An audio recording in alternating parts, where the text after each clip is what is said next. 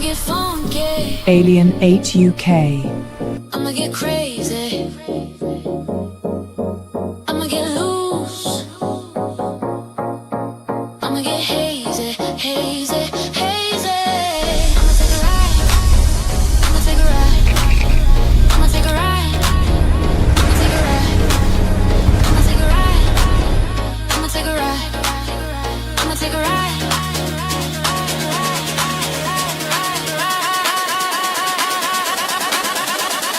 Take me to your leader, take me to your leader, take me to your leader. Take me to your leader. Take me to your leader. Take me to your leader. Take me to your leader. Take me to your leader. Yeah, yeah. Take me to your leader. Take me to your leader.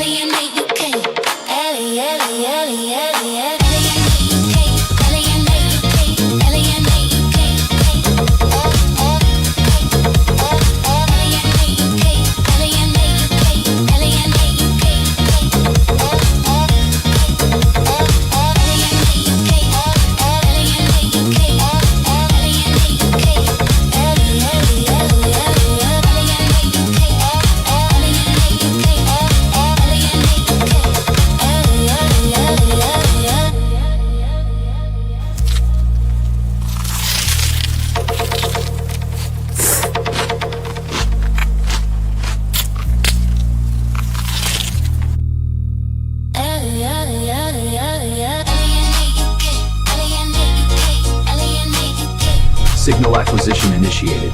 Cross-referencing anomaly archives. Pattern recognition complete.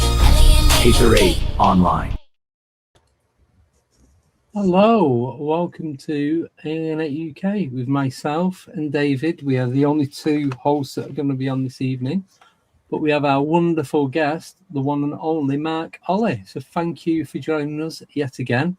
Do Absolute appreciate pleasure. it. Pleasure as always. So, what are we going to talk about? Go on, David.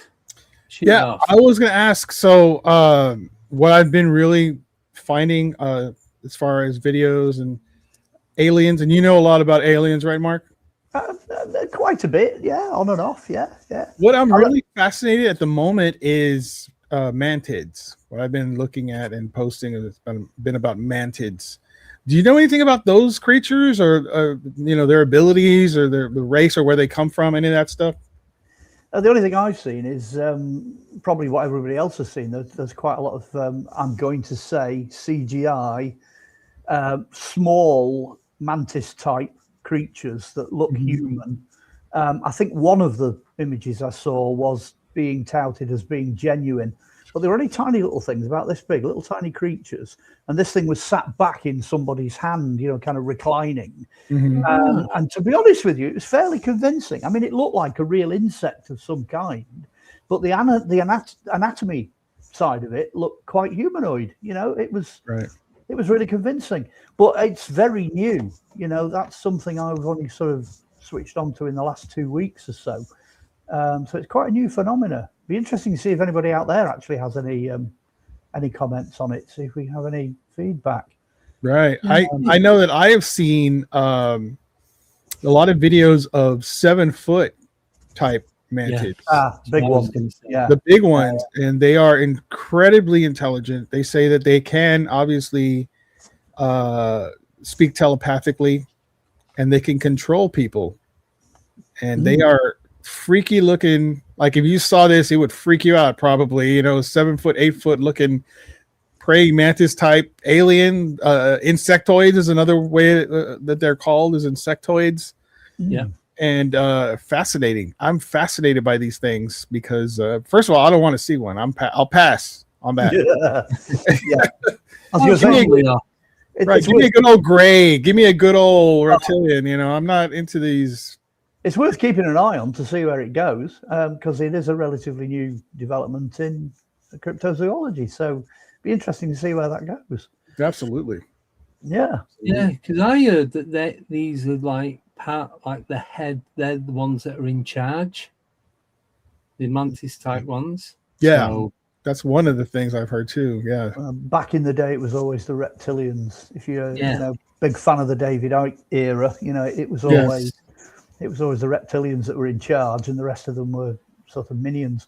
Personally, I think there's some pretty awesome greys out there. I think that a lot of those are doing their own thing. I don't think they necessarily have a boss elsewhere. But yeah, it'd be good to find out. It would be good to fact not everything, but just some of it. Just give us a little bit of a hint here and there. Well, you get the here comes disclosure, and then you get no, we're not going to do it this time round. And, it's coming again, and and Spielberg jumps in. That's coming, disclosure day or whatever, and can't wait to see how that comes out. With so many starts. I'm looking forward to watching that because obviously us that do this, we're gonna, and everyone else are gonna read between the lines. It's not just we're not looking at it like it's a movie. It's like saying treat it like a documentary, treat it like that is a disclosure. Well, we'll see. It's a Hollywood mantra, isn't it? What are they trying to tell us? That's the mantra. So much has come out through the medium of film and Hollywood. So much. It's fiction becoming fact. Right. Steven Spielberg, for example, you go back to the 70s and you get Close Encounters of the Third Kind, right? Has anyone out there seen this? Because I've got the plate here. That movie kind of shows us two different types of grays, right? And I remember watching an interview with Steven Spielberg, and he was saying that he was approached by a government official, and the guy brought up to him, I saw your movie, and he says, I can't really say a lot, but I'm going to say this: you got really close. You are so close on what you showed. And of course, that in turn gave birth then to the super mysterious, still don't understand the plot, but the X-Files, Right. What was that all about? That I was watching that the other night. Oh, it's back on TV in the UK. It's a great show. I love that show. Yeah. I want to believe. Yeah. We do. It's not belief, we know. But going back to the Close Encounters, you have the tall grays at the very end. You remember those things? And then you had the small. Yeah.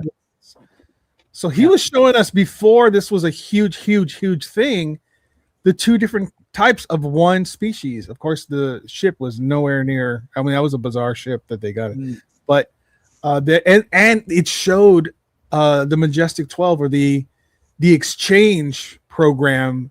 That's a project. I think it was called Project Majestic or something like this, where we send 12 of our people to go and live with their people on their planet. Yeah. Have y'all heard about that? Yeah, there was a subtext to it as well, where a lot of the people that were brought back, time was of no importance. Right. Now that's becoming a major feature now of the new direction of UFOs. These UFOs are timeless. They might not be from the future. They might not be from another planet. They could be from the distant past. Or maybe there is no past. It's irrelevant. Yeah, they're outside of time and space. Everything's now. People, that's what a lot of what's coming out right now is everything is happening right now. Everything that's ever happened is happening at this moment. Thank you for the SERP. It's Project Serpo. Thank you, Missing Time. Appreciate that. Oh, I didn't see that. Very interesting. If you ever go down, when you want to go down a rabbit hole, go down that one. It's so interesting. 2 people died over there on their planet. 2 people refused to come back and wanted to stay there. And the rest came back, and they were given alternate identities, and they're out hiding, they're out living their lives here, but they've been to another planet. It's just, if that's true, it's fascinating. I've had a time slip and a missing time experience, which is in a book which has come out, not my book, it's somebody else's book, called Weird Time. I wrote the introduction to it, Weird Time. It's on Amazon. But the whole of that book deals with this idea that time is not quite as we understand it. We were talking about people's personal experiences being, interesting stories before we came on. The whole book is basically that. It's a great little book because you've never heard any of it before, but it certainly feeds into this idea of nonlinear time. Maybe we're not the first people to debate this. Maybe, somewhere in the way, way pre-Atlantean past or whatever, antediluvian time, somebody solved the problem. Maybe they solved time and they solved space and found a way of, ruling over it and doing what they do. And what we're seeing now are they're coming here, to our time. There's things happening. Maybe certainly every time there's any kind of abduction experience or alien encounter, or whatever, there is lost time. Right. Time is a factor. It's a big thing. It is. I got told I've got missing time, and there's a few things that don't add up, and it kind of would work out that I do have missing time. So, well, actually, there's two things that I can throw in. One which people are probably not aware of. There's a couple of occasions in biblical stuff where time stops. The sun stops in the sky and it doesn't move. And in that sense, you would expect there to be lost time. The amount of that lost time through the Old Testament is about 3 days. And I did hear scientifically that when you study the cosmic clock and you study what's going on in the universe, there is about 3 days missing. Oh, wow. Yeah, I heard that not so long ago. Yeah, and the other one that features in that was my own time slip experience was interesting because I was in a rush to get to a band rehearsal, and I knew that the band rehearsal started at 10, and I knew that when I left where I live, it was 10 o'clock, so I was going to be late. So I flew all the way across the other side of Manchester. It was an hour's drive to get to the rehearsal room. And when I got to the rehearsal room, I jumped out the car and I'm like, "Oh, I'm sorry, lads. I'm quite clearly I'm late. This, that, and the other." And they just looked at me and they just went, "No, you're not. It's 10 o'clock." Oh. So I arrived at precisely the same time that I'd left. I'd driven the journey. Don't get me wrong. Wow. I'd checked every single clock and watch I could get my hand on before I left, and I checked every clock and watch and all the watches these guys had when I got there. Gone. I'd moved an hour in time without actually moving it, So these things do happen. It's only ever happened the once. I wish we could do it regularly. I could make a fortune. But and if you do, let me know. I will. I mean, the trick would be to find out how I did it. I still haven't got a clue how that happened, but that's interesting. Shout out to Blazer MT. Shout out to Midwest Night Watchers. Hey guys, how y'all doing today? So, did you ever? So with this missing time, did you ever try and find out how or why it happened? Well, that particular occasion, I have no idea. Like I say, I wish I had an answer for that one. Another time slip I had was when I was a kid. I mean, I was only about 8 years old or whatever, and coming back from holiday, me mum and dad pulled into this cafe.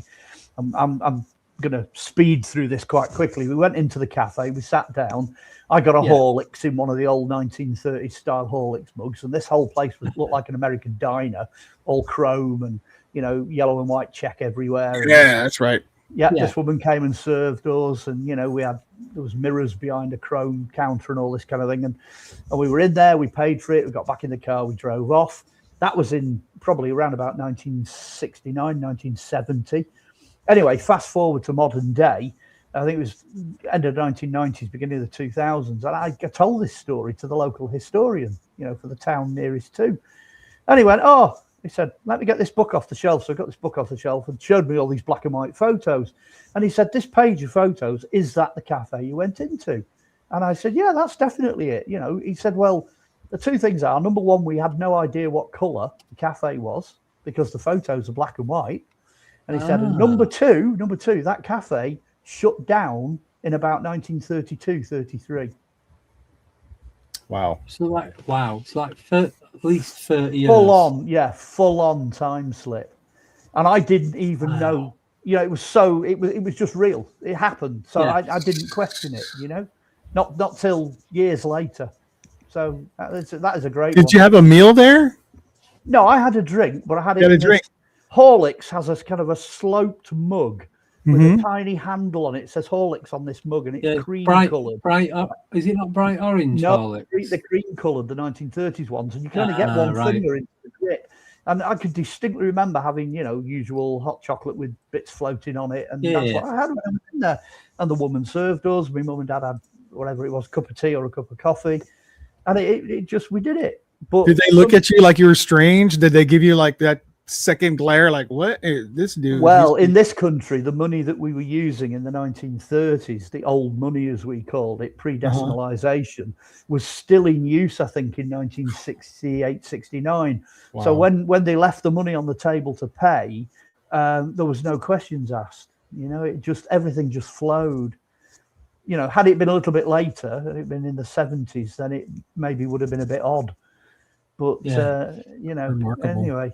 The building's still there. The building that I went into is still there, but it went on to become a garage, and from a garage it went on to become a private house. So, wow, yeah, very interesting. Yeah, I know. There's a guy that I know, not him, but one of his friends. Ahead of time, so they called him to this pub. He'd gone in. The barman was there. You got his drink. Give him a £5 note. Took the money, put it in the till, give him the drink. Sat there. He was just sat there talking. The pub was empty. They turned around. There's loads and loads of people in there. This is a short version. I'm going to miss out loads of detail on this. Yeah. And then they're like, whoa, what's going on? And then they got up.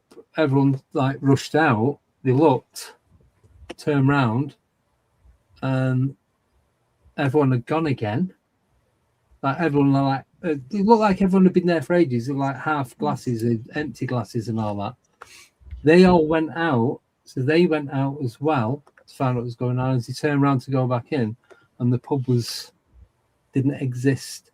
They went. I think they went back the next day, and it had been shut for about 70 years, 78 years. Well, when I wrote a book called The Disappearing Ninth Legion, and there was a farmer's story that I included in that, and he was looking out of his kitchen window, and he could see his barn, and there was a light on in this barn, and he thought, that's funny, I must have left the light on. So he went wandering off to have a look in this barn. And when he walked into what he described as a Roman banquet. So there were all these people reclining around on couches and eating food and stuff like that. And he said he was there for a minute or two. So he was there long enough to really, experience it. And then he noticed that some of the people in the banquet had spotted him. So he was now visible to them. Uh-oh. So he very quietly backed out. He backed out of the barn, went back to the kitchen, and when he looked back, the light had gone out. And what's really interesting there is that fast forward again about 15, 20 years, the archaeologists are swarming all over the place, because that's what I do for a profession, digging away, and the footprint of the barn was sat pretty much on top of a villa, and it was on top of the dining room for the villa. So physically, he was inside what would have been that dining room. That's a hell of a time slip. That's crazy. Well, this is where it jumps back to about time not existing in the way that we think, because if they're from the past, but they're able to see someone who's in our present time, we're slipping back. It can't be a residual. No, can't be. It's not stone tape. It's got to be you're in that place at that time. And I not pinpointed it, but my theory is you, whoever else, and the place all have to be at a certain frequency, not necessarily the same frequency, but you all have to be at a frequency that the three connect for it to happen. Maybe. Yeah. Well, I mean, you mentioned to Steve have Mera. that full connection. Steve Mera goes down that avenue because he talks about frequencies, wavelengths. Our ability as humans to only experience a tiny little part of what is reality. You know, goodness knows what's going on around us even now, you know, that we're not aware of because we're just not wired to see it. And then also you've got, I mean, Einstein said it, you know, if time is non-linear, then it can go round in a hoop and you'll get two bits of time touching, you know, they bump into each other. Past, present, future, all connect, but it's only for a moment because it's fluid, you know, it's moving, it's flowing. So I think there's a lot in that. I think that's maybe we're now back to where we came in, and we're talking about how these alien guys are appearing and disappearing, and you know, doing what they're doing because they've got that understanding and they know how it works. You know, so that's why they can just jump in and out. Yeah, exactly. Yeah, that makes a lot more sense. We do have a question for you. Oh, this is from Jose, and he's saying, do you think that the recently reported low crawlers breaks might be results of secret ET DNA experiments? I've heard that. Yeah, I've not heard that before. Oh, I've seen a lot of results, shall we say. There's a lot of stuff coming out, footage and things, you know, things getting washed up on a beach, you know, things which are clearly hybrids. Yeah, I'm not sure it's ET. I mean, to be honest with you, I think it very well might be us. There was a thing, this is how weird things go. You know, out come the Epstein files, you know, ta-da! And in one of the Epstein files, it says, oh, by the way, we cloned Britney Spears. Yeah. And everyone's like, hang on a minute, that means there's another Britney Spears walking around somewhere now who's probably about 15 or 16 years of age. That was everyone's response. My response was, when did they start cloning people? Isn't that a little bit more significant, you know, because it's a throwaway comment just in one of the files, you know. Yeah. And then I go back a long way because I've got people all over the place that keep an eye on science and technology and stuff like that. Probably just at the turn of the millennium, someone was watching this bit of China, you know, from a satellite in space, doing it on Google Earth, whatever. And somebody started building this facility in the middle of nowhere. Anyway, they watched it probably for about 2 or 3 years. Fast forward to, you know, this facility is now complete. It's got car parks. It's got roads going to it. Somebody in America went, I know what that is. It's a genetics lab. And it's got all the wings going off it with all the cells in it, you know, for whatever it is they produce to live. And I mean, let's face it, middle of the Chinese jungle, middle of nowhere, it's China. Who's going to care? No one's going to know. No one. Now that then feeds into that question and all these things that keep turning up that, to be honest with you, are a bit, you know, they don't look right, to put it mildly, you know. Yeah. See, because the thing is with clones, I was talking to someone about this the other day, and I was saying, look, if you clone someone, you're going to clone them to how they look at the time of cloning, or are they going to be cloned to firstborn? That's the Dolly the sheep problem. Do you remember Dolly the sheep when they cloned Dolly the sheep over here? Back in the 80s, early 90s? Yeah, they couldn't turn the clock off, you know, the aging clock in the DNA. Yeah. So what happened was Dolly the sheep's clone went through the same life as Dolly, but in half the time. Yes. That was the problem. The clone just lived quicker, faster, you know, died quicker. Yeah. Now, I have heard through the grapevine again that actually they've worked out now what to do to switch the clock off. So that would mean that the clone would progress in the same way as the original person did. But then could they slow it down so it... Well, how much further can you go? Yes, that is a really good... Or could they just stop it completely? Well, it's a really good scientific question. I think they've already discovered that. As a matter of fact, I have posted on Down the Rabbit Hole several different posts that share the idea that some Japanese scientists, some other scientists from another country have discovered the way to extend life, that if you can wait 5 more years, if you're going to live past 2030, they may be able to extend your life to 250 years. Wow. The beauty of that, though, if you're 40 years old and you're able to get whatever treatment or whatever they're doing, you can live to 250 and have your 40-year-old body the entire time, which would be magnificent, right? Yeah. I would love go that. with that. I've missed the boat there then. Me too. I'm not that. Yeah. I'm not close. I'm not close. Yeah. But that I think that's fascinating. There's another touch on that subject, and that's basically apparently in the past, and this is in the Bible, and I'm not 100% sure, but like for example, Noah, he was 900 years old. Yeah. Okay, I mean, so that's a long time, right?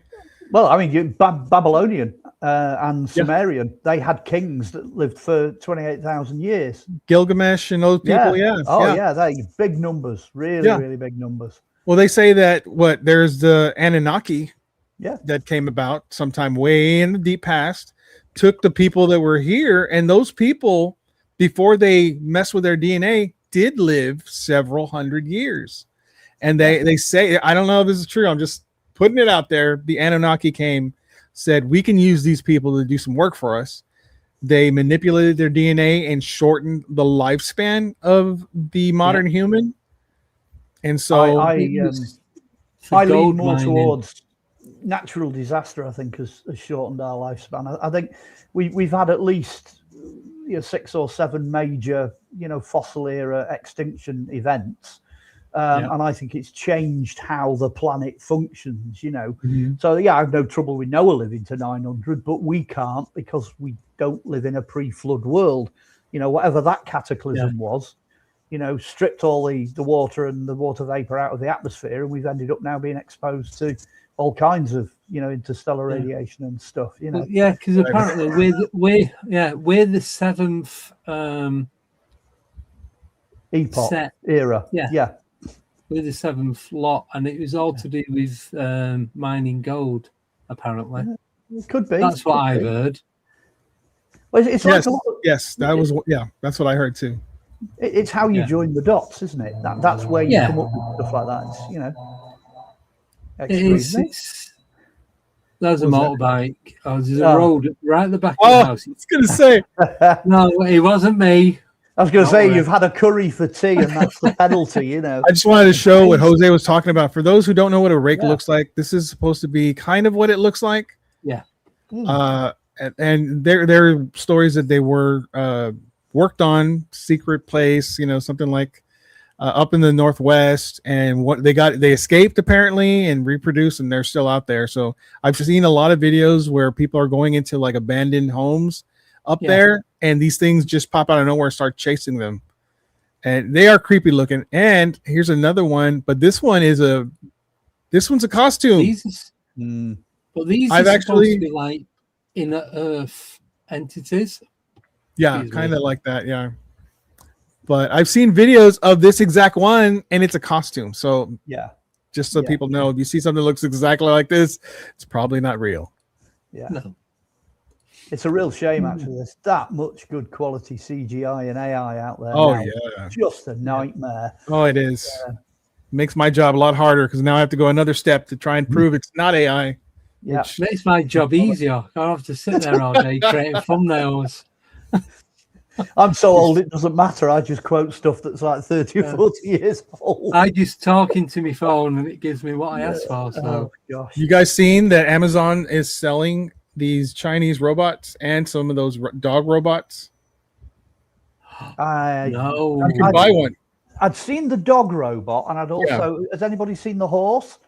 Yes. Yes. Rides like a motorbike, Yes, it looks amazing. It looks like a hell of a ride. I would love to try that. Oh, wow. I would as well. Yeah. But the Chinese robots, guys, have you seen how they move? Yes. Humanoid stuff. 18 grand. You can have one in your home. And then when China decides that we need to no longer be here, they flip a switch and we're all gone. Yeah. Yeah. I won't buy at your own risk. Yeah. I won't be one. I don't have 18 grand to buy a robot. And 2, I don't fancy me chances. Hey, that's the cost of a car. Oh man, I know. Yeah. Frightening. Yeah. There's a lot of CGI videos out there of really attractive looking Oriental robot ladies who are clearly, products of CGI. Oh yeah.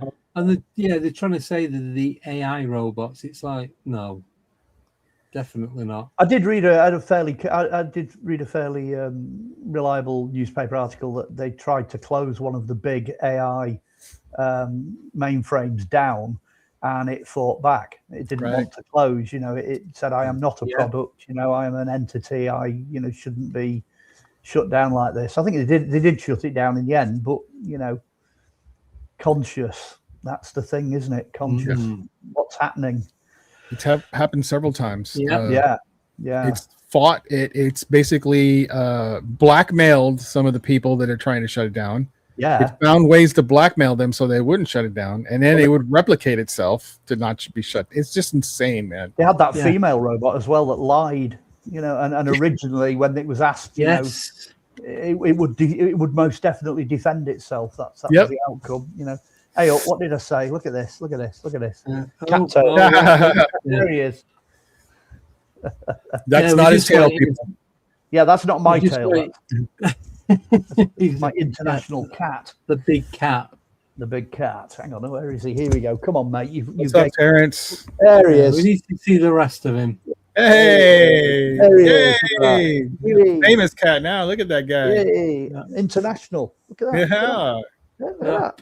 Come on, have a look. See those folks there? That's all the way across the international. He's airway. not impressed one bit. No, he is not. He doesn't care. Nope, not in the slightest. Yeah.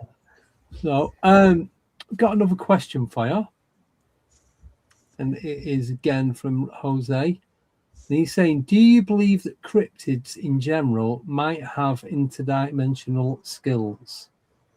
Well, that's going down the Skinwalker Ranch route, isn't it? And yes, anyone that's watched that series, it does pretty much point in that direction. Also, if you have a look at Bigfoot footage, especially night vision, very often a Bigfoot will be walking along on the shot, and all of a sudden it'll go and vanish. Yes. It'll just disappear. They've also had tracks going across mud banks in rivers where the footprints have got to the middle of the mud bank and stopped, and there's nowhere for it to go. So it does raise questions, about the dimensionality of these things. Yeah. As Raul from Tower Paranormal here Investigations mentioned, I just interviewed Ronnie LeBlanc, or LeBlanc as he puts it, and he has a book called Interdimensional, and you can actually get that book signed by Ronnie for $35. Originally it's $45, but if you want it for $35, go to my podcast, go to my YouTube, and you can click on a link and he will sign it for you. Postage is included in that $35. Yeah, there's the book right there. Check it out, show it to him.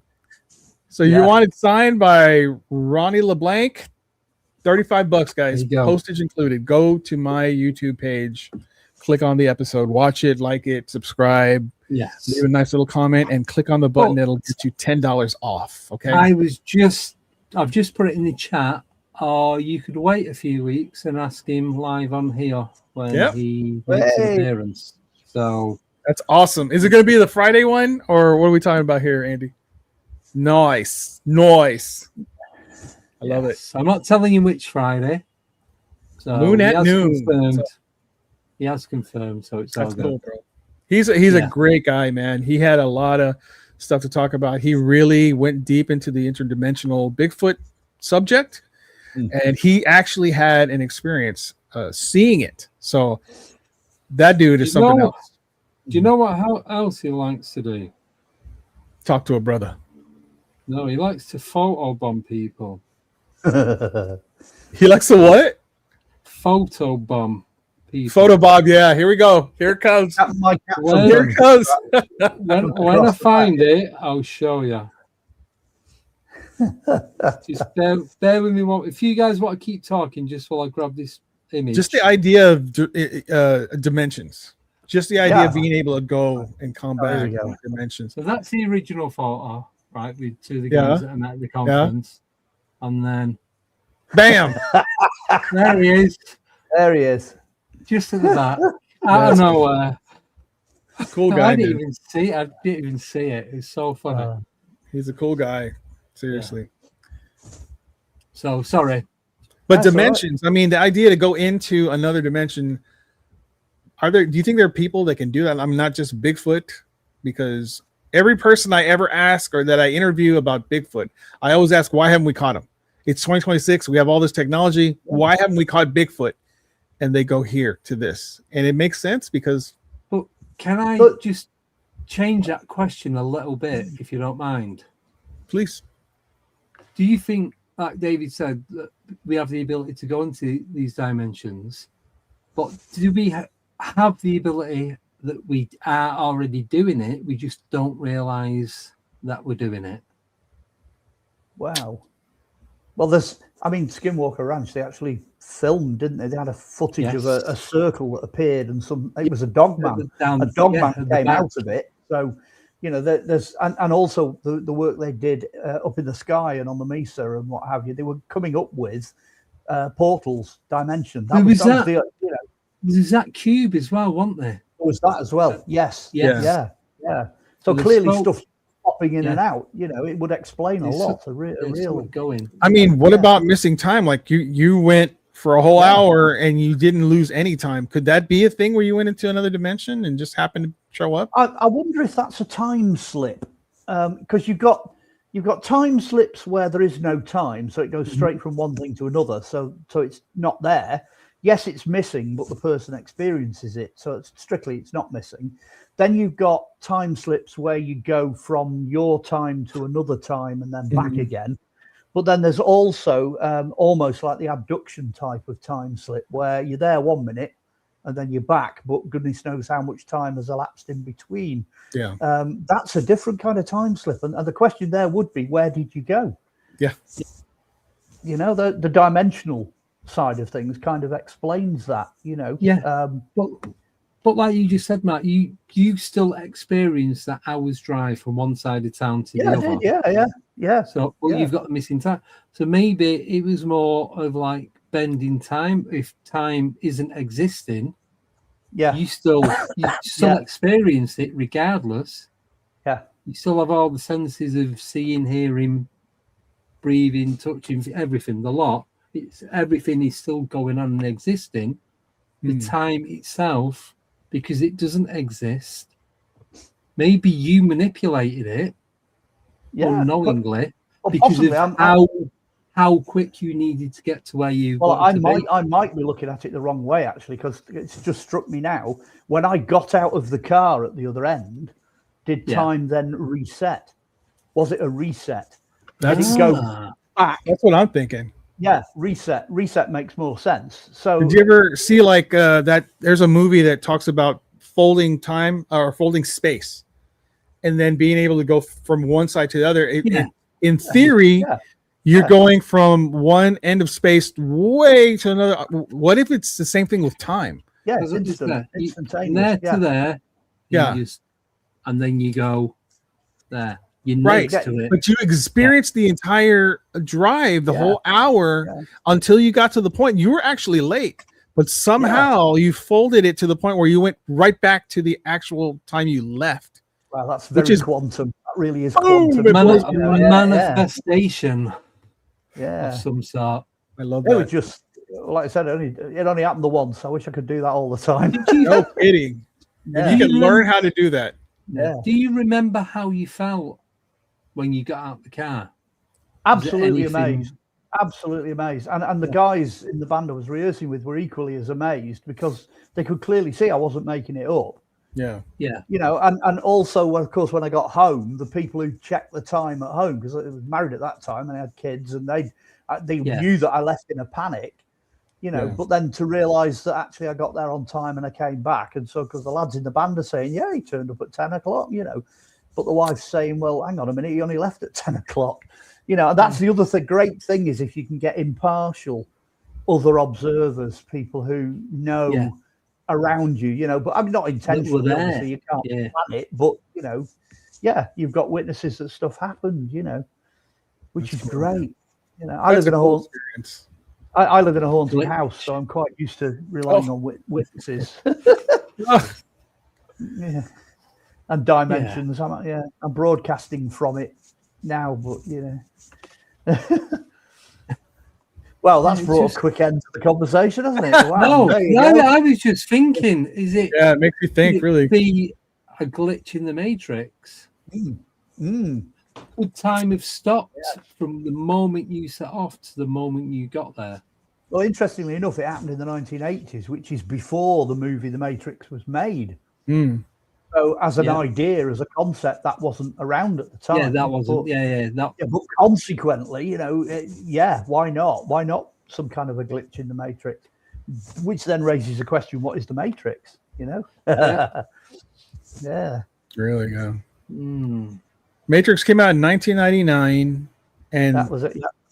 if I'm not mistaken, the theory of the simulation, which is a similar, almost a very similar idea from the Matrix, came out after the Matrix was released. Yeah, it did. Yeah. It did. Pretty crazy. Like 2003, then we had the simulation. Then a whole bunch of scientists did a whole bunch of math problems and proved using math that it's probably real. And That the math checks out. that's how we started quantum. That's where quantum comes in. Yes. This idea and everything they were doing at CERN, a lot of the things they were mucking about with there. Oh man.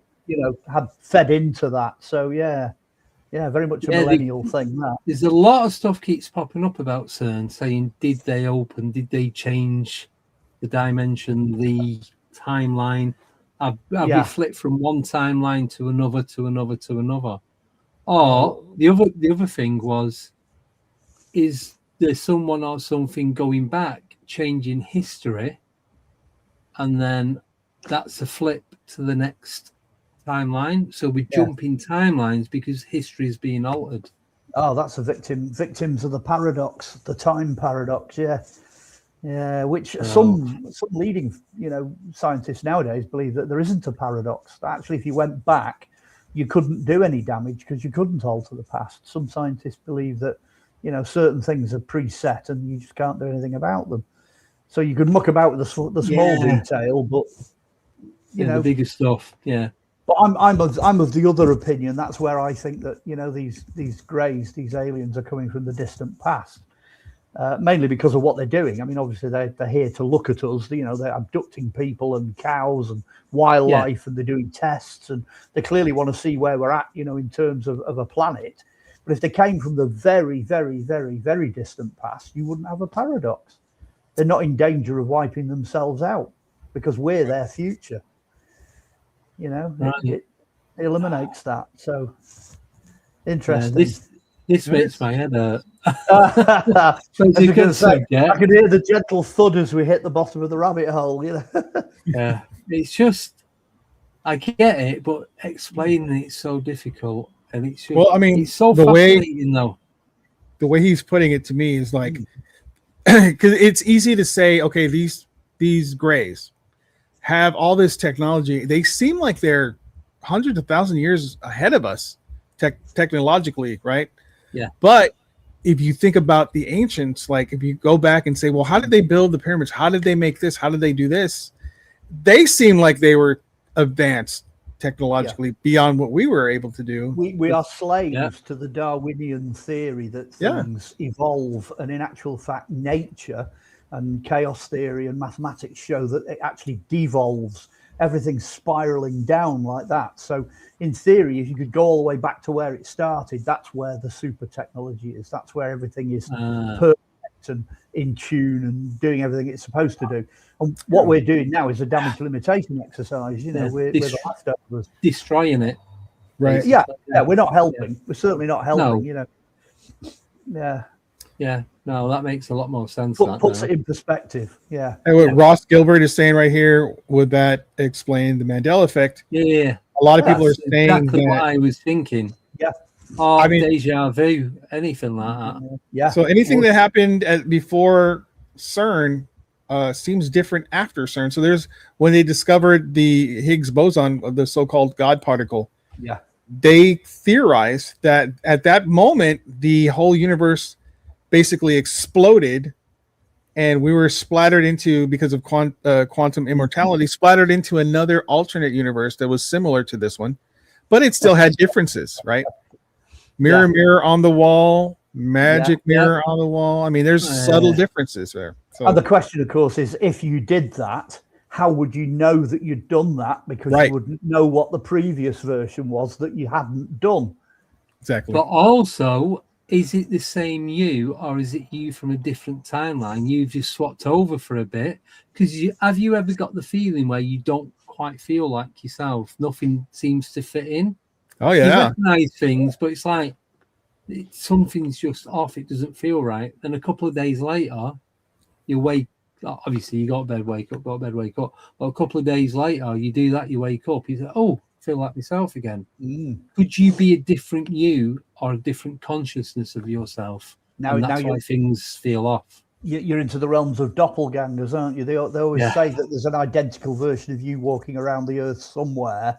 Yeah. You just don't know it because you never met them, you know. Yep. Yet. I think you're right about that, Andy, because if you think about it, let's say we go to another very close universe. It's very similar to our universe. When you've done a whole lot of that, there's going to be some stuff that you didn't do similarly, right? So I'm Yeah. talking like when you go to sleep, and if we Yeah. do go off and have an out-of-body experience, we go off to the astral plane, which it's like astral travel, right? Hear me out. Yeah. And we go, and you go back into a different version of yourself, and that's why you don't feel right. Yeah. Shut up, Blazer. Because you don't feel right. So then when you dream again, you go back and you swap back, and then you're back in your own bodies again. Could that That would be it, yeah. a thing? That would be trippy. Yeah, the thing that really beggars this up is memory. What is memory and how does the brain function? Because you're only going to remember or not remember whatever it is you're wired to remember or not remember. And anyone that does hypnosis or regression or any of that sort of thing, they will tell you that they can take you somewhere else, so you become someone or something else, and then bring you back again. So it's almost at the point of being scientifically proven. You know, you can do that. Yeah. And you do that. You know. But like you say, it's like giving false memories. You're giving like Who knows? Yeah, who knows? I mean, the CIA. Like you said, what are memories? Because they say that they're doing these frequency things to change people's memory, to change your thinking pattern without you knowing doing it. 5G towers, that kind of stuff. I'm not going to go down that rabbit hole, but you know where I'm going with it. Right. But is that part of that, like MK Ultra, Montauk, Philadelphia experiment, and so on, and all the others that they've done? I think if you total up all the evidence, the answer to that would probably be yes, because you've not just got the towers, you've got the changing frequency of music, you've got the use of electronic screens, you know, a lot of what we're doing now, for that matter. You know, there was papers written about this back in the 40s and 50s, you know, as something that has an effect on the brain, and it reprograms people and it does stuff, you know. And we're sat with so many of these frequencies going all the time now, 24/7. You know, everything from smart meters to radio towers to mobile phones, televisions, laptops, you know, electric cars. I mean, for goodness sake, you sit inside an electric car, you know, you may as well go and stick your head in a nuclear reactor. You know, there's so much going on. I've not been in one yet. I'm not planning on doing. No, I'm not going to do that anytime soon either. No. I'm happy with the diesel. Thank you. I've made these posts on Down the Rabbit Hole where they're saying that scientists are coming to the conclusion that when you dream, and I'm not saying every dream, I'm saying when you dream, you are actually looking into a window of an alternate reality. And I remember reading that, and I'm still skeptical on it. I'm not 100% on it, but I have had dreams where I'm actually living a different life. I'm married. I'm to a different person. You can't connect with some of this stuff. Yeah, you can't connect with some of the stuff in there. And they say like you can't recreate a face from nothing. It's always someone that you've seen at some point in your life. But like if it's what you've just said, David, it's other people from a different version of you that you know, and that's why you don't recognize who they are. It's not one of the best ones. It's for you. One of the best ones, and it's been around for donkey's years, is you dream that you're flying. As a, you know, you are flying. Okay. How? Because you've never done that. True. Yeah. I've had a few like that. It's a really. I bet every single person listening to this show has. Everybody's dreamed of this idea of flying, but you've never experienced flying without being in something. Right. So how can you do that? The whole superhero thing. Off you go. You know what I mean? Superman and all that. But unless you've actually done it, how would you know what it felt to do it? So how can you dream it? It's interesting. And this is a weird thing, because when I do the flying, I'm not like a bird flapping my arms. I'm just like gliding through the air. Yeah, I think and I'm wearing. Someone said about Superman, but I'm not wearing a cloak or anything like that. I'm just whatever. It's very much like the dream sequence in The Big Lebowski. It's kind of like that, where he's just floating really in that dream sequence, and it's like, wow, I've had dreams like this. So weird. But it's an alien experience to us. We've never actually done that, but yet we have. Somehow. And it's funny because you're in it, and it's actually not an alien experience to that person dreaming it, because he's just like, this is cool. I'm just doing what I'm doing.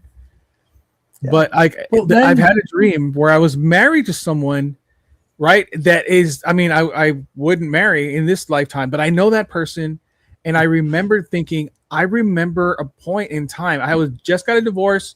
She had just got a divorce, and we were like supporting each other. And there was a point where I could have said, I want to be with this person, right? We could have ended up getting married. But I didn't want that. I went a different way. And then I had a dream about this person. I was married to her. And the whole thing about the dream was that this is not a good marriage. So I guess I made a good decision in this world, but that other world, that guy's messed up. He's messed up. I'm sorry for him. Yeah. You caused that, David. I know. To do a t-shirt. But it's like I've had dreams where I'm having different experiences. Like there's one where I'm in a war and I'm fighting the opposition, and I've got a machine gun and the uniform and all that. Yeah, I've never experienced that in my life, other than playing it as a kid or like with the little figures and action men and that. So how would I know what that felt like without actually having that in real life? I mean, they say in dreams you can't die, because if you die in the dream, you die in real life. But I fell off a building and got impaled on some metal spikes in one dream. And I can remember lying there. It wasn't any pain or anything, because I died, obviously, but I was lying there looking up. And I died in the dream. I've had something similar. I fell off a cliff about 200 foot, landed flat on my back, and just lay there looking, but I didn't die in the dream. I got up and then went walking wherever. And the dream carried on for however long afterwards. So, Andy, tell your dream that you just told me before we came on about me. So, Dave, nothing dodgy. It's all right. It's all good. We were fully clothed. Once upon a time. Here we go. I was anyway. So it was. I think it was last night, the night before, and there's me, David, a few of us, and we're all hanging about and we're chatting and doing stuff like for the channel and that. And he goes, "I've just hit 1 million followers on Instagram," because he keeps showing off about how many people he's got following him. And he goes, "But I need to get to the next level." Something like that. I can't remember it exactly. And he goes, I'm like, "How are you going to do that?" He's like, "I'm going to kill myself." I goes, "Yeah, but you've just got 1 million followers and you're getting paid X amount from like Meta and this, that, and the other." He goes, "I know, but I know I need to get. I've hit what I wanted to get. I'm more than impressed with that. It's absolutely fantastic. But I just need to go up a level." So he goes, whatever happened, he goes and kills himself. We don't see it. There's nothing. Then he comes back and we're like, he goes, "It's all right. I've done it. I am dead." He goes, "Yeah, but you're here." And it didn't make sense. It was like he is now, like we're all in the same room. And he goes, "I'm fine. I'm at the next level." At the next level. That was kill it. myself to get to the next level, apparently. And I woke up thinking, I hope you don't do anything stupid. I'm not doing that. That ain't happening. No. I know swim. I am not nothing like that. Nothing's happening to me. You Show us on the doll where he touched you, Andy. Where did he touch you in the dream? You can't see it from there. You can't. It's back here. Oh, here we go. There you go. Go ahead. Go ahead and point it out. Yes. Thank you, Raoul. And I get your 1 million followers. I'll be happy with that. It's not 1 million Well, on it is. Instagram just yet. It's all platforms. It's not far. It's not Not far. far. Well done, mate. But yeah, it's just weird dreams. But then I've had like the one where I touched the wall. They had Preston Dennett on and Dolly Saffron the other day, and I was saying to her about the astral projection and touched the wall. And as soon as I touched it, and I could feel the air and smell the moss and everything, they explained to what apparently I'm on the higher realm when I do that. When it's a multi-story building, but there's no windows in it, it's just grey brick, and you can feel it's like breeze block material, you know, with the air holes in it. Touch that, and then I flew back. I could feel myself flying backwards like in an animated cartoon. And next thing, I'm sat up in bed. Wow. But according to everyone I spoke to about that, it's a silver. You've realised what's happened. You've lost control, and it's your silver cord pulling you back into your own body. Yeah. And the reason you sat up is because the impact of you going back into your body is so strong, it wakes you up and you sit up straight away. And that is the only time. Yeah, astral that's the travel. only time I've ever done that, and that was probably about 8 months ago, maybe. Oh wow! I did it as a teenager, but again, I only did it the once. You know, just that's the only time I can. You drop back in, and your heart's going like crazy, and you're like, "Oh, what was that?" You know? Yeah, because I'm looking around like, what's going on? Yeah. Why have I just suddenly woke up? And then I remembered what had just happened. Yeah, I'm like, okay, I'm gonna go back to sleep now. Just lay down. So, yeah, it was crazy. It really was. That is. It was good, but it was good. Dimensions. I think that's probably the key to our future. Dimensions. That's where everything's going. Once we change our flat understanding of the world around us, you know, all of a sudden it opens up. Well, that's what they say to a lot of these lost cities and that, like Atlantis and Tartaria, that they worked out how to get to these higher dimensions. So they've done it, and that's why all this stuff's still here, but we can't see them because it's a different frequency that we can't pick up on. Yeah, back to this idea of time. Yeah, everything existing all at once. Yeah. It's like Mark was saying, you know, like stuff that CERN they were working on opened up the quantum realm, right? It really opened up the study of that. And we've discovered so much so far about this that they're talking about being able to transport things from one. They transported a molecule. Yeah. Managed to get one to go from one place to another. I mean, it's not Star Trek, but it's a start, you know. But it is, that's how, I'm sure that's how it started in that world, right? It's eventually it's going to come to, we figure it out. Yeah. But that is fascinating to me. Think about the slit experiment, for example. Yes. How is the pattern when you're observing this experiment go one way, and then when you're not observing it, go a completely different, sporadic way? Have you heard the latest on it?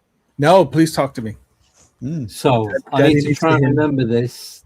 Don't boo me if I get it completely wrong. But so when something is being observed, not only does it change, it also knows it's being observed. Right. Even if it's an inanimate object, it doesn't matter what the thing is. It knows that you are watching it. There's another end to that as well. The other end of the other end of that rabbit hole is: are you creating the thing that you're observing? Yeah. That's the other end of the same rabbit hole, isn't it? Well, in that case, every single thing that we are observing, doing, etc., we're creating as we're living.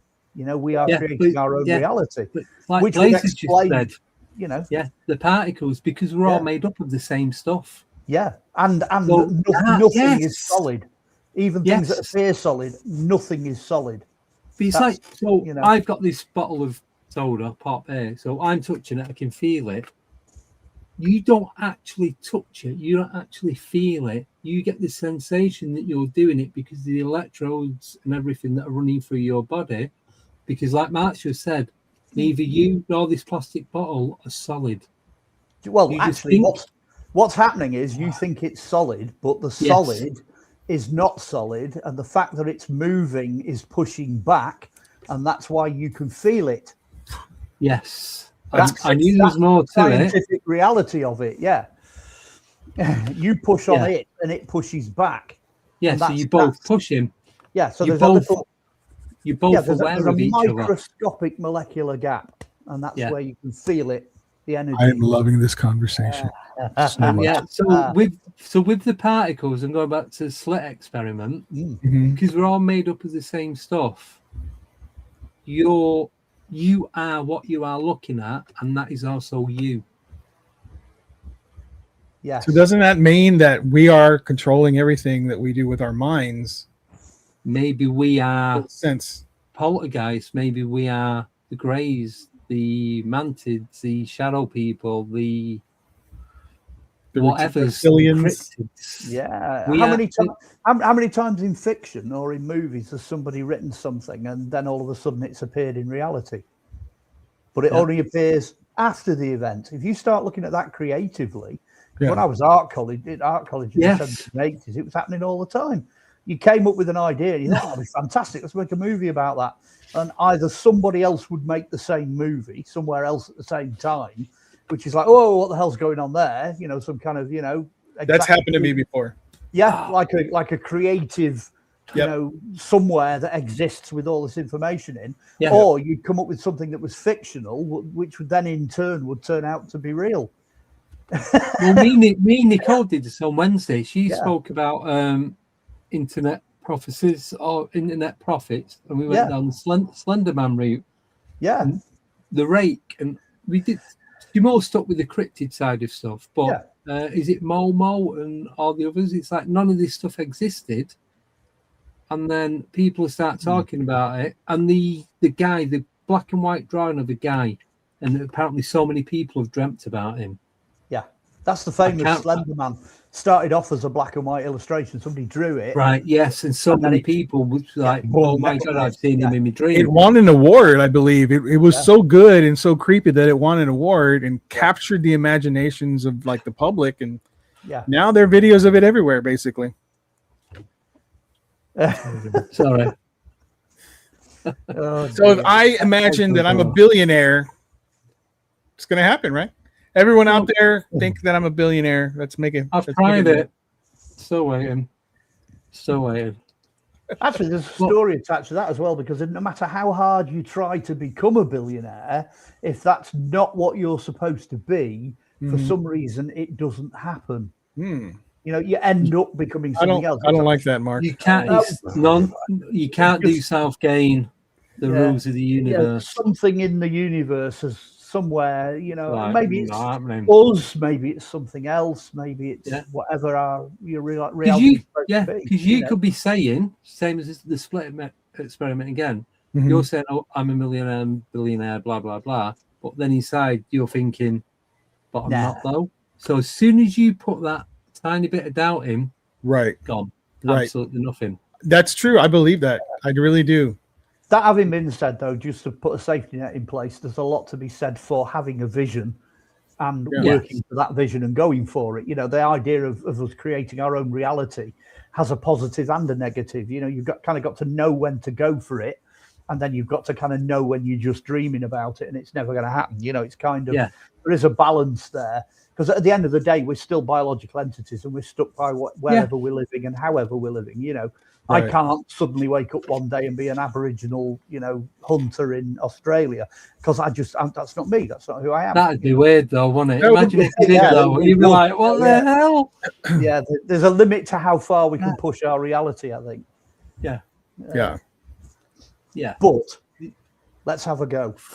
But if you work Why at it, not? like I'll say this, when I started 3.5 years ago, I started down the rabbit hole because I love the paranormal. So Yeah. I thought, what if I post every single day And what would happen? First of all, it's just something I love to do. I love to see and find these videos and share them.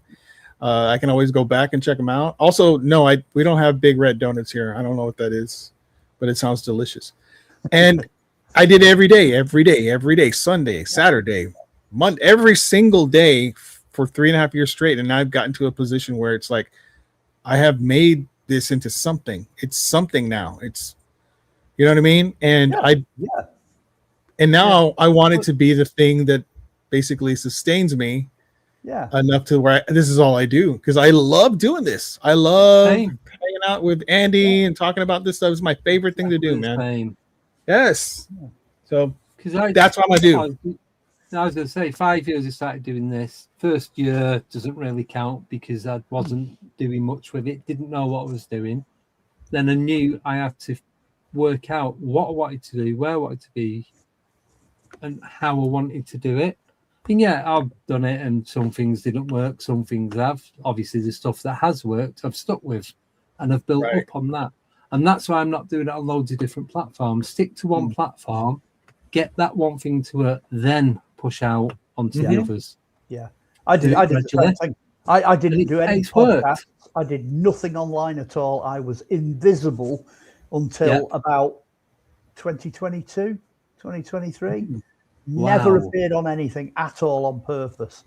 And then all of a sudden one day I just thought, right, this is it. Now's the time. Let's do it. Well, I seen you, I think it was 2023 at the Awakening in Bolton, at Bolton Town Hall. Yeah. That was when I first met you. Yeah, I remember that. That was brilliant. Absolutely brilliant, that event. Yeah. Yeah. One of the best ones yet.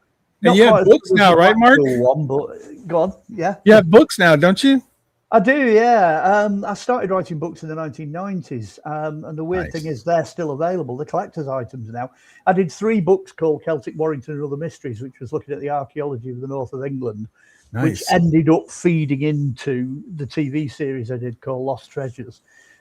Those books from the 1990s, funnily enough, are still available because the publisher did enough to make it so they were still available. Wow. I've done, let me try and remember this. There's Life and Times of the Real Robin Hood, Revealing the Green Man, The Disappearing Ninth Legion. Then you've got Crystal Skulls and Human Heads, which I think is out of print at the moment. That's flying disc. Then you've got Polychronicon of Merlin, Joseph and Arthur. I had to build up to that one. And then Europe's Roswell, 40 years since impact. But in the middle of all that, there's lots of other things as well. There's DVDs, videos. That's cool. I always say, go and have a look on YouTube, because last year I kind of blew a gasket and I thought, I've got all this material sat there. Right, this is it. I'm uploading the lot. So everything's gone up. There's like 22 episodes of Lost Treasures, plus the extra documentaries, plus all the documentaries I've ever made. It was just one of those things. We made a documentary in 2019 and that never even got off the flash drive because we went straight into lockdown in 2020. Yeah. And then when we came out, the whole format had gone. There's no such thing as a DVD anymore, So that's one of the best things we've ever done, and not many people have seen it. Can I just say as well, if you go onto Mark's website and look at his bio, you could write a book of just his bio and his resume and CV. Honestly, I've lived about 4 lives. I mean, every day. I don't think there's anything that he hasn't done. But can I just show you this? They do red donuts. Red donuts. Where's that at? Where can I get a red donut, man? Blaze has just sent me that. So yeah, they do exist. Where? Here in Texas? I don't know. The red donut shop. It's got to be Krispy Kreme. Come on. Because we got Big Red. We got the drink, the soda Big Red here. Big Red. Yeah, Big Red Donut. Yeah. So it's Big Red. So what's Big Red? Is that the name of the store? Yeah. I'm have to look that up. They only exist in a different reality. Yeah. I got to go there, man. Big Red reality. Got to change my frequency. I'm just going to change topic for one moment because most of you guys know Mark's also a musician. So we've got a question from a fellow musician. Who would like an answer to a question. So he's asking Mark, sorry for being off topic, but I'm dying to ask, who are your drummer heroes? My guess is John Bonham. Well, the short answer to that is yes. because I wouldn't be a drummer if it wasn't for John Bonham. That's how the hell did anybody know that from just, you know? I have no idea. This is right, Darren. He lives right. in Withenshaw, so he's a bit dodgy Well, anyway. cut a long story short, John Bonham, drummer with Led Zeppelin. I was 14. I went to see The Song Remains the Same, which is the Led Zeppelin film. And I just saw this guy, you know, opening up the first song, which was rock and roll, and he starts it. And I just thought, you know what? I want to do that for a living. Wow. And that's what I did, 21 years. I came very close to being Zeppelin's drummer a couple of times. What? Yeah, Planton Page and stuff. I did quite well in terms of drumming, you know. Wow. I don't tend to talk about it because it's a different life, you know. I retired in the 1990s because my back collapsed. You know, I ended up with quite a bad injury. But up to that point, I was, you know, 21 years, 22 years professional, 4 record deals, you know, all that. Wow. So my background, if you like, is in the music business. But it's funny being called a musician when you're a drummer. You know, it's that joke, innit? Oh, what's a band? Well, it's, you know, 4 musicians and a drummer. Because we're a strange, you know, kind of animal. But yeah, that's how I got started in life. Yeah. That's cool, man. Yeah. But the other thing with drums, of course, is you can hide. You know, you hide behind them. You've got this world that you live in. And I've sort of been catapulted from hiding, you know, behind a drum kit to being, you know, front of house now. Yeah, fantastic. I don't know how on earth he managed to work that one out. Yeah. But yeah. He's up to no good. He's up to no good. I'm telling pretty you. impressive. I bet he's been on Facebook like this going, come on, let's have a look. Actually, he might not say on Facebook actually who my favourite band is, but yeah. I don't know. Darren's on top when it comes to music and musicians and producers and all that kind of stuff. So, well, there aren't many people alive who can play like Bonham. I'm not going to say as good as, but you know, kind of in that style. And I think it's probably me, and then Carl Palmer, and then 1 or 2 other famous drummers that come close. But you know, Bonham was he was phenomenal. What are your thoughts on Dave Grohl? What an interesting, talented guy, but he can be a bit of a strange so-and-so sometimes. You don't, you know, you know, these multi-instrumentalists that can form internationally fantastic bands and play everything. And, you know, he is again, another one-off, and he deserves, you know, every ounce of talent that's gone his way. But it hasn't always worked for him. You know, his drummer died last year, you know, things in Nirvana didn't go terribly well. You know, he's had a bit of an up and down career. Apparently he's a really nice bloke. Apparently he's really quite good to work with. That's what I've heard. Yeah. He's probably one of the good guys. There aren't many really good guys, but yeah, I think he's one of them. Cool. Right, jumping back onto paranormal quickly before it goes too deep. So this is from Daryl Stanley, and he's asking, well, he's stating, so if you look into mirrors, is it you looking back at you or someone you think is looking at you? Interesting. Oh, there's a great quote for that, actually, because somebody said many, many moons ago, I don't know who said it originally, but they said, a monkey is superior to a man in that when it looks into a mirror, it sees a monkey. Yes. Do we see ourselves in a mirror as we really are? Because that's really... Well, that was the next thing. So I've heard a lot about that. Yeah, that's that question. Apparently, when you look in a mirror, you don't see your true self. You're looking at a reflection of you, and your reflection, because of all the different light things, can't think of the word, light distortion, you don't actually see yourself as how you physically look. Well, you don't anyway. You don't anyway, because your brain decodes what you see, because everything is actually the other way up. It's upside down, and then it fills in the gaps as well. Yes, it does. Yes, it does. Yeah. Think about that if you want to mess with your head. And if anybody really wants to mess with the head, I mean, this idea of videoing yourself, you know, because when I first did TV and I saw myself on TV, it was like, what is that all about? You know, don't tell me that's what I really look like. You know, it's a hell of a shock. You know, well, anyone that's ever done that, the first time you get filmed and you play it back, it's like awful. It's like a mirror, but independent of you, because it does whatever it was you did when you filmed it. You know, so yeah, and that's a real. I don't believe that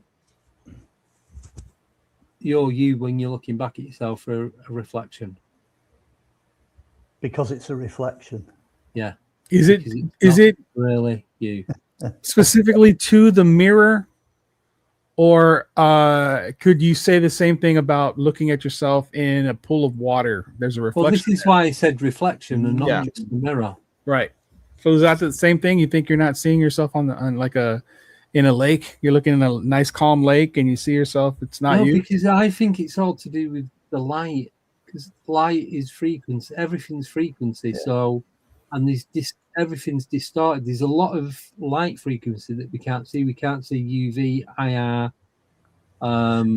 They're just two that I could think of off the top of my head. So, if we could see that, would we then see ourselves differently? Like a cat does. Cats see in different frequencies, and Yes. certain other animals Yeah, do. As well. Yeah. Reptiles, snakes. Reptiles, yeah. Some birds use heat. Bats use radar. Yeah. Well, the Celts used to believe that if you looked at your own reflection, you were looking at the other world. They believed it was another world. So, as you say, if you looked into water and it reflected back, you were looking into the other world. Where we think of the next life, the next world, the next dimension, for the Celts, it was through a reflective surface. That's how they viewed it. Yeah. Wow. That makes me think about the Greeks, what they felt about that, that someone who was looking at themselves in like a pool of water was too fascinated with themselves, they could drown. Yeah, it could suck you in. Yeah. What was the term? There's a term they attach to it. There's a name, isn't there? But it's like a thing that is known Not today. Not narcissist. Narcissist. Yes, that's it. Yeah, Is it narcissist? Yes. So I think it was a name of a character, perhaps in Greek mythology. Narcissus. Fell in love with his own Narcissus, reflection. She drowned, or he drowned, whatever it was, drowned because they could not get enough of what they look like. Yeah. Obsessed. Boom. And that's where you get the term today. And I know quite a few of those people. They're out there, man. Oh. Holy crap. Oh yeah. Don't get them. You walk into their house and they have 18 mirrors and you wonder why. It's like, good Lord, son. You don't look that good. Yeah. I've only got 6 in here. Yeah, so it's never their fault. Yeah. It's always somebody else. Yeah. I don't have any mirrors in this house. Well, not many anyway. Did you ever hear about the idea that 2 mirrors facing each other was like opening up a portal? That's something you shouldn't do. That's feng shui. You're never supposed to put 2 reflective surfaces opposite each other. Never. Really bad feng shui. Or put a mirror opposite a door, because it reflects back out anything that comes through it, which can also include money. So you're turning prosperity away. Mirror, door. Mirror, door. But they're adjacent to each other. Oh, that's all right. Yeah. One's on one more, one's on the How other. about that? I did not know that. Interesting. Yeah. Interesting. Or never have a mirror at the bottom of your bed is another one. Or never put a TV screen at the bottom of your bed, because in some religions it's a soul stealer. And it'll reflect back. Right. So again, it's reflective surfaces. No, mine's matte finish, the screen, so there's no actual reflection. Just radiation, tons and tons Yeah, of radiation. Tons of it. That's fine. I can cope with that. And possibly somebody watching you through the camera in the TV set, but that's another story. Whoa, There's no They're camera definitely in the TV. listening. That's for sure. Yeah. Yeah. I don't You doubt. sign up. Every app you download, when you say yes, allow, you're allowing that app to listen to every single conversation you have. Yeah. It's freaky if you sit in front of a TV set and have a conversation about something, and then lo and behold, it turns up on Facebook. Yep. You're like, oh no, how did they get hold of that? I know. Somebody out there is listening. Definitely. I think they all are, really, aren't they? It's how they make money. But Yeah. what can we do? All we can do is spend. Once. Yeah. Yes. Yeah. So I'm just checking something. Right. So no, it's gone. Sorry. The little advert popped Don't up on the side of his screen. Then, do you want to buy a mirror? No, I had some, and then you was talking. Oh, that was it. So, black when it's scrying when you black in the mirror. Yeah, dark mirrors. Yeah, Black mirrors. dark mirrors. Yeah. Have you ever done that? I've mucked about with it a bit. It's the same principle as a crystal ball. The idea is that you don't focus on the object, you focus right into it. And black objects are easier to focus into. Of all the psychic abilities and etc. abilities I've ever had in my entire life, I cannot do that. That's not one that I can do. It's a complete disaster with me. I've had several sort of black mirrors and crystal balls and this, that, and the other. No, it just doesn't work at all. I did it as well at one point. I had a copper dish, which is the what's his face? Nostradamus had a copper dish.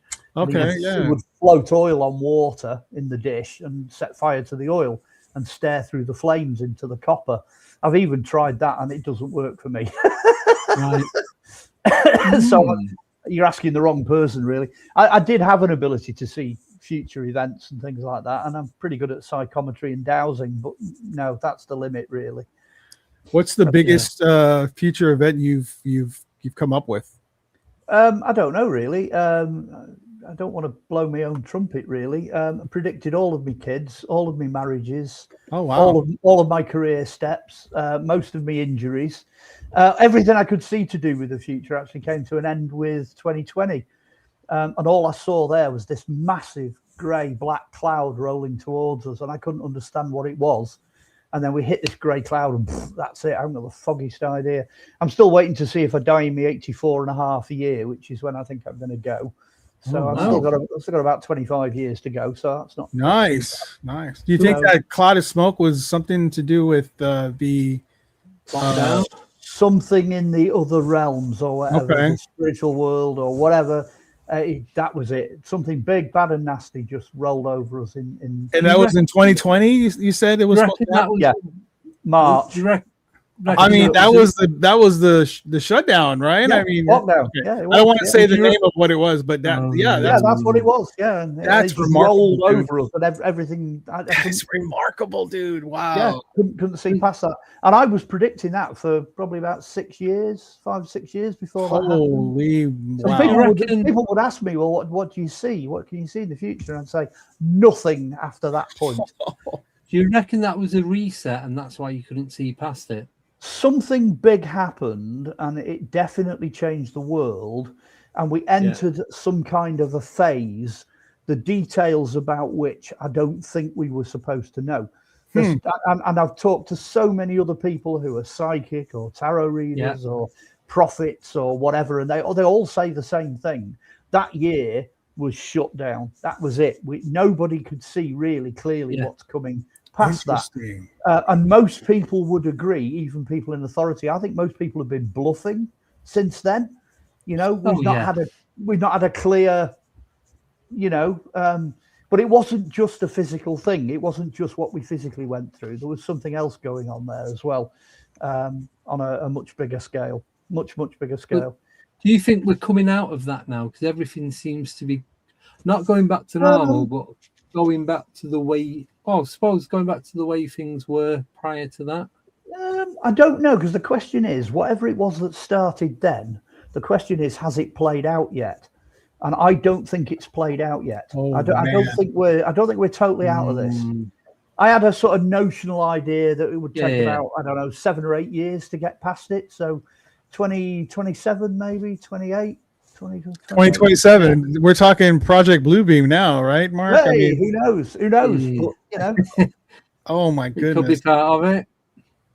Well, can you imagine if you were kind of going into that? It was 2019. You were heading into that, and somebody stood up and went, "Hey, you're not going to believe what's going to come out in the Epstein files." Everyone would be like, "Nah, you're making it up. Nonsense, absolute rubbish." But there's so many of those things that have sort of, the lid has blown off something. And it's changed. There's been so many changes since then. Even if I could see the future, I don't think I could keep up. There's so many things going on. So at the moment, I'm on standby. It's like permanent standby. So how many of these things, though, do you think that are going on are a distraction? Well, that's another issue. That is an issue, because I think to a point up to sort of 2019 or whatever, we could fairly reasonably rely on most of what was around us. And I'm definitely getting the feeling now it's like, you know, smoke and mirrors, nailing jelly to the ceiling. Nothing is ever what it appears to be. They'll say one thing and do another, you know, and it's odd. It's very odd. So something is coming. I'm not sure what. I don't think it's like, you know, the second coming or World War III or AI taking over the world, or I don't think it's any of those big things, you know, but in the background, there's something going on in the background. It's almost like it went from a sort of a clear view of things. All of a sudden it went to, you know, noise, background noise, like a grey mist that you can't see through. That's just the best way of describing it. What do you think is coming? Could that be a good thing? Could it be a thing that is not a negative? Well, last year I was having a conversation with somebody and they said, well, the word Armageddon doesn't mean the end of days. It doesn't mean the end of everything. If you go back to the original meaning of the word Armageddon, which is, I think, Greek, it means reset or enlightenment, or, you know, that like kind restart. Of change. Yeah, like a restart, but a good restart, not like a negative, you know, apocalypse. It's not that filtering the rubbish, you know, basically. Actually, it's the word apocalypse. It's the word apocalypse. It doesn't mean the end of days. It doesn't mean, you know, the end of it. Actually, it's true of Armageddon as well. Even if you went for a biblical view of the end of time, people clearly survive. You know, people carry on. The world carries on. It's not an end. You know, but it is kind of a reset. Oh, it's definitely it's the end of that time, that period. Right. Yeah, interesting. Wow. I think astrologically there's an end as well. Haven't we just come out of? We're coming out of Aquarius and going into Cancer or something? There's one of those big changes happening. I'm not a great fire horse time. I don't know if that means anything, but yeah. That's Chinese right. astrology. I think in normal astrology, you go through the houses, you work your way around the disc, you go through the houses. And, you know, back in the 70s or whatever, it was, the dawning of the age of Aquarius, you know, and they wrote musicals about it and all that. I think we're coming out of that now and we're slowly drifting into whatever the next one is. I can't remember what follows Aquarius. It might be Cancer, but anyway, it's one of the dominating houses. Somebody out there will know. So, yeah, here we go. Pisces to Aquarius. Darren said Pisces to Aquarius. Well, that was coming in. That was coming into the age of Aquarius. But we're crossing, I'm pretty sure we're crossing one of those major lines at some point round about now. Certainly we're, you know, tramping our way into a new millennium. So that's going to make a difference. If you go back and have a look what happened around about, you know, 1920, 1925, 1930, well, it kind of, history has a habit of repeating itself. So you might get some indication of what's coming from that. Churchill said it, the further back you look, the further forward you can see. That's true. That's a good one. Yeah. So there's some wisdom in that. Yeah. Trying to find Nostradamus's prediction for the end of the world. I remember it being pretty far in the future, and I'm trying to see if I can find it's way off in the future. It's something like 2,600 and something. Oh, here it is. Nostradamus provided the year 3797 as the final date for his prophecies in the preface to his book. So that's the end of. No, we've got a while then. Yeah. Well, we'll be. I don't think we're going to be here, but yeah, for sure. yeah, we're going to be around for a little bit longer, guys. Don't worry, it's not the end of the world. It's just a reset. It's not the end of the world as we know it. Just a reset, guys. Yeah. Hopefully, you make the reset. Don't panic. Yeah. Just sleep through it. You'll be fine. Don't set your alarm. As long as someone doesn't come along and clone you and reset your clone. Exactly. In which case you're in trouble, aren't you? You know what I mean? Or steal an owl from you while you're driving across town. Yeah. Or drop you into a dream dimension and then bring you back at a later date. You know, that's another thing. That might not be a bad thing, actually. I wouldn't mind a good clone. Yeah. I wouldn't mind a good clone, to be honest. I mean, that's a question I've got no answer to. If you've got a clone, is the clone you? Yeah. Well, I've asked this question to a clone of a clone, right? To be a super soldier. Because a clone of you would not have the same life experience. Right. So would that mean that the clone, although it biologically and mechanically is the same as you, and might react the same way that you would react, is actually living in a different world? Yeah. For so sure, a different actually, perspective. A right? different, Yeah. and different version of you. Yes. Correct. So it's you doing something else. It's you being Yeah. different. So ultimately, it would be different. So if we have got these doppelgangers, Mm. are we already been cloned? Well, do we actually understand how DNA works? You know, is it possible for things to mutate and change and branch so many times that you end up with two people at the same time with very, very similar DNA? I suppose you could, because is it octopus or squid can change their DNA? There's two Oh, yeah. animals that can alter their DNA on the they flick of edit the it. switch. They edit it in real time. Yeah. Yeah. I think is a jellyfish that can change it to a younger version of itself and thereby live forever. Yeah, live forever. If it wanted to. Because it'll continue going back to a young jellyfish, manipulating its DNA to be a young again. That was the process that switched them on to the fact that we could do it with our DNA. I'm sure it was them studying the jellyfish that got them to do it with But ours. didn't they? But they're supposed to have capped ours, though, aren't they? So we can't. I don't know. Apparently. So I wasn't there. I wasn't in that meeting, so I couldn't say. But it's like sharks. Apparently, sharks will live and live and live, and unless they're in an accident, they won't ever die of old age. They'll just keep going and going until something else kills them. I think it's true of whales as well. They've got whales that live to 800, 900 years, real old, you know. And of course, now we've got the giant squid as well. They discovered the giant squid. So yeah. Imagine there you go. The Titan. I can't remember the name of that Titan. But there's a Titan. The one that used to drag ships down to the depths. Yeah. The Kraken. Absolutely. That's it. Yes. Well, they very, very, very recently, somebody thought they'd got the biggest octopus ever, because I think it was a Japanese deep sea whatever had filmed it, and they'd got the huge great octopus, and then a small version of it had washed up, and they'd got that.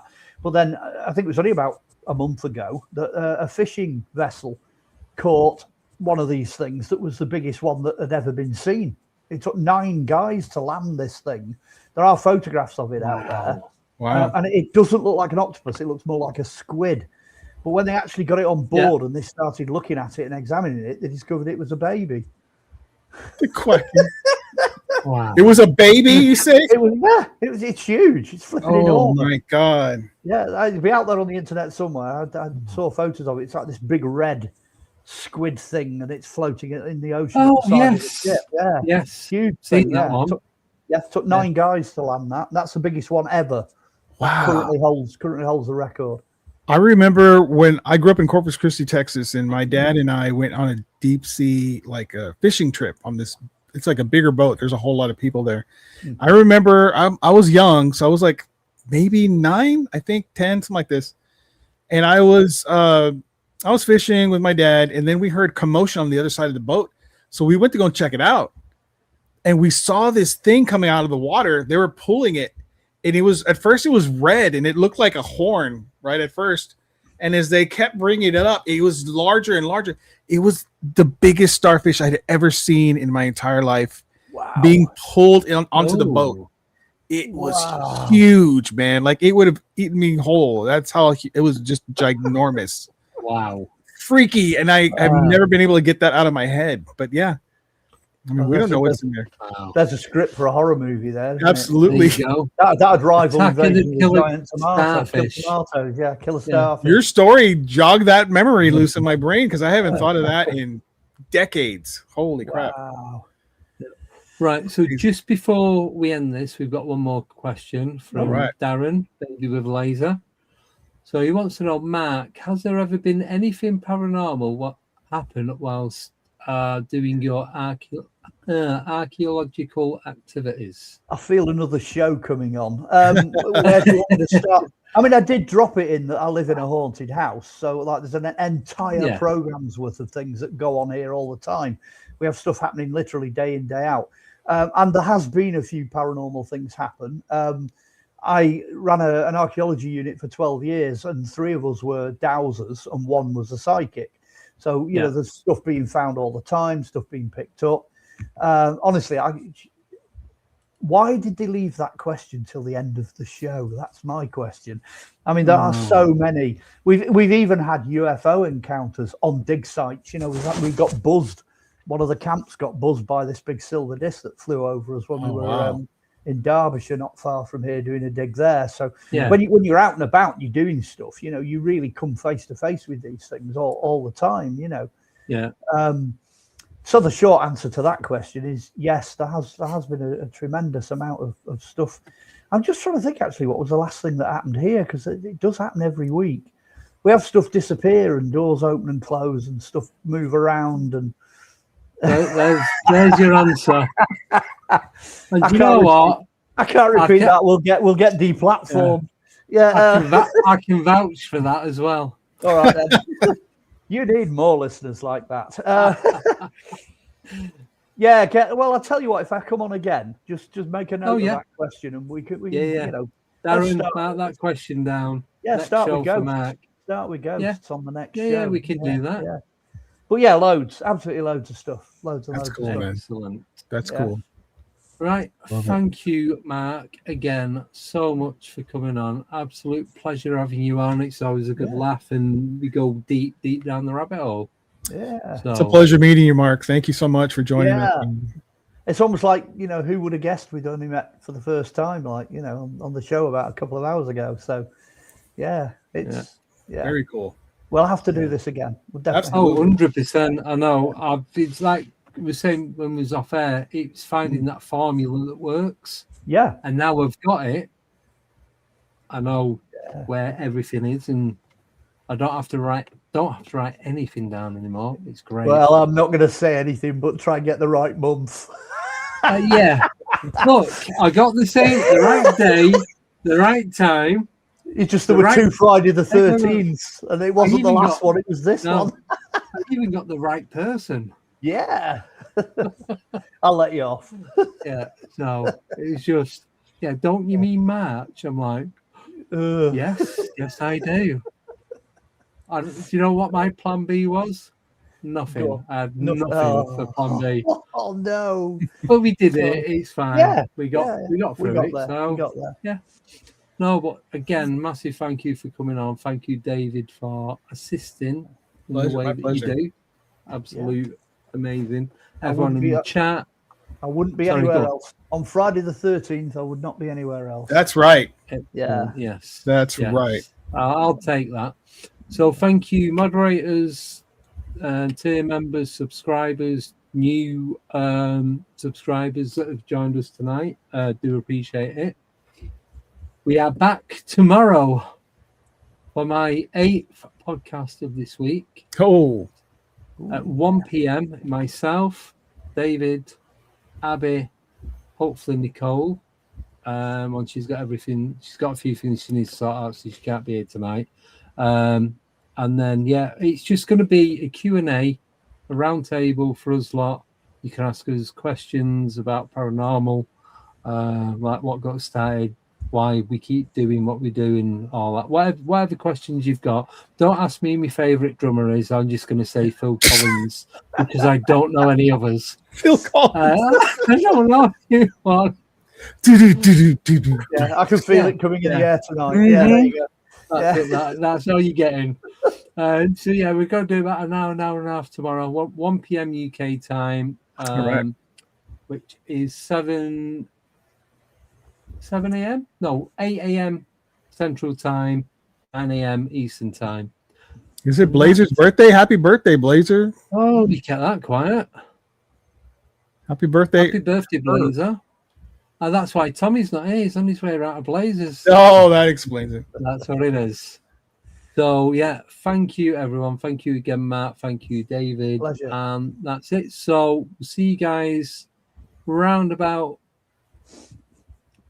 between 12 and 1. I've not got an exact time yet, but we'll get it sorted, and it'll be on at 1 o'clock. We might be near the end, but we'll be on there. So, That's it. Mark, is there anything you want to add where people can get hold of you? Or we know you can get all your books on Amazon. Well, I was going to say, yeah, all the books are on Amazon. All the back catalogue stuff's on YouTube. And if they want to contact me, it's Facebook. There you go. Dead simple. Yeah. Excellent. Awesome. David? Yeah, be sure to go and check out my show, David Don't Know. I have Ronnie LeBlanc on, and we had a great conversation. If you want to get his book signed by him, there's a link in the YouTube page in the description. Click on that. It's $10 off. It's awesome, man. Awesome. He will sign it. Yeah. And it's also covered. Postage is covered in that $35. It's going to go back to $45 on Sunday, guys. So you need to get it as soon as possible. Yes. Right. That's it. So enjoy the rest of your weekend. See you guys tomorrow afternoon or tomorrow morning, depending what time slip. I'm going to call it a time slip from now, not a time zone, depending what time slip you're in. Yeah, exactly. So, yeah, enjoy, and hopefully see you guys then. And again, Mark, thank you so much. Really appreciate it. Pleasure. No worries. Right. See you all tomorrow. Take care. Bye-bye.